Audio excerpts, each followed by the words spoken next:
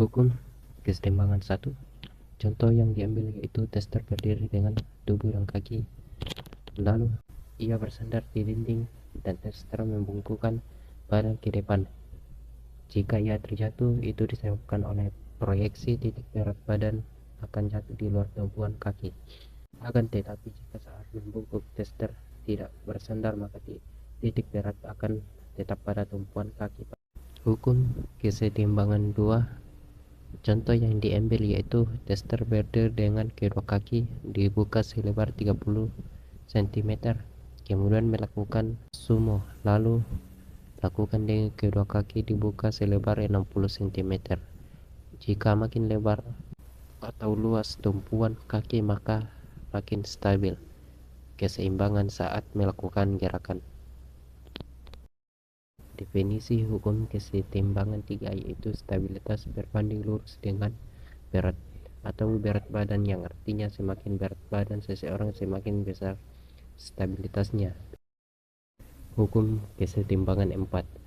Contoh yang diambil yaitu orang yang sedang tarik-menarik. Mereka telah membuat posisi sebaik mungkin, akan tetapi jika salah satunya meletakkan titik berat badannya yang jauh dari tumpuan yang di depan, maka disebutkan makin besar jarak horizontal dan makin besar stabilitasnya. Hukum kesetimbangan 5. Stabilitas berbanding terbalik dengan jarak vertikal dari titik berat badan terhadap bidang alasnya. Artinya, makin besar jarak vertikalnya, makin kecil stabilitasnya. Sebaliknya, makin kecil jarak vertikalnya, makin besar stabilitasnya.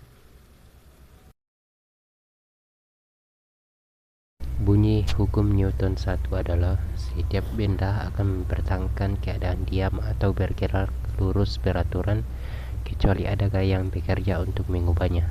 Jika resultan gaya yang bekerja pada suatu benda bernilai 0, maka benda yang awalnya diam akan tetap diam, dan untuk benda yang awalnya bergerak akan tetap bergerak kecepatan konstan.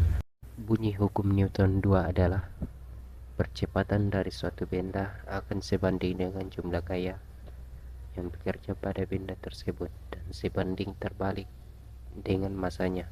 Berdasarkan hukum Newton 2 dapat dipahami bahwa benda akan menambah kelajuannya jika diberi gaya total arah yang sama dengan arah gerak benda.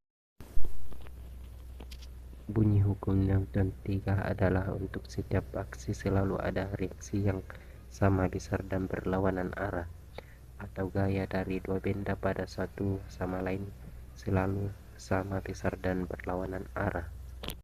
Gaya aksi dan reaksi dari dua benda memiliki besar yang sama dengan arah kebalikannya dan segaris.